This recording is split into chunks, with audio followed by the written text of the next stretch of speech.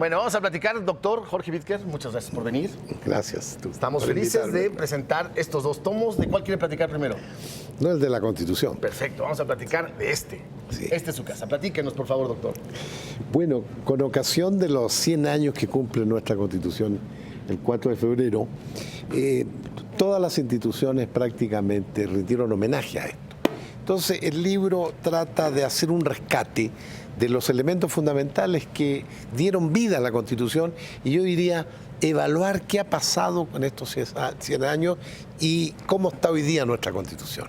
Y entonces el libro un poco refleja una evaluación lo más objetiva que se pueda, obviamente, donde destacamos la estabilidad, la paz pública en general en estos 100 años la Constitución ha podido desarrollar, pero al mismo tiempo observamos en el texto que los derechos sociales, que fue el signo y símbolo de la Constitución, como que se han ido deteriorando últimamente.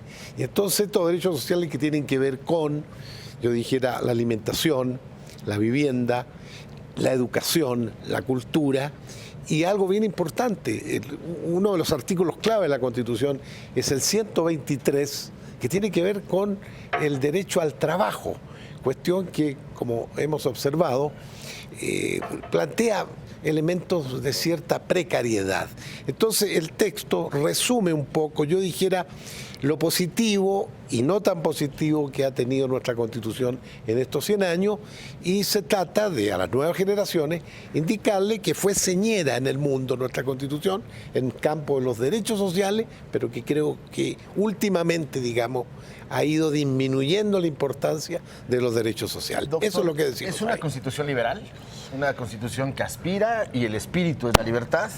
¿Qué tanto mantiene en este país 100 años después ese aire de libertad?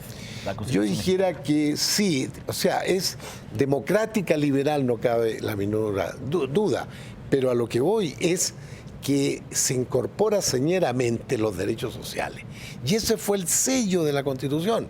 Y es la parte que yo insisto, es la que menos en estos momentos se observa.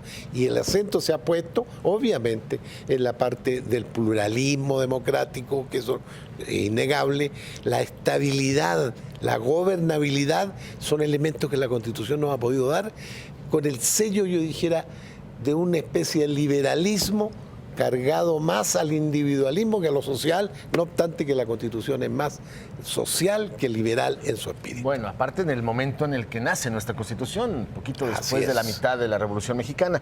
Doctor, ¿cómo reentender como ciudadanos las modificaciones que ha tenido la Constitución mexicana y si ha podido adecuarse al México contemporáneo? Muy buena pregunta. Se trata de que nuestra Constitución surge en un contexto, yo dijera, de aislamiento a nivel global.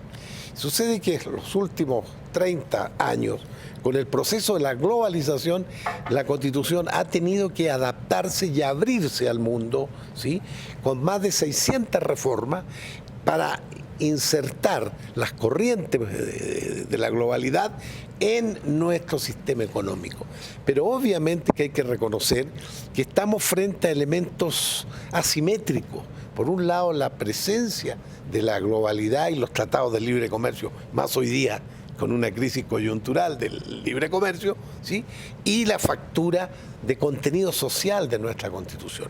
Son dos mundos que algunos plantean, necesitamos una nueva Constitución o más reforma de esta Constitución. Yo en lo personal creo que necesitamos un nuevo pacto social con un nuevo diseño constitucional. Bueno, estamos viendo en pantalla la portada de este libro. Doctor, quiero aprovechar su presencia. Ahí está. Quiero aprovechar su presencia y quiero un comentario breve sobre México ante Donald Trump.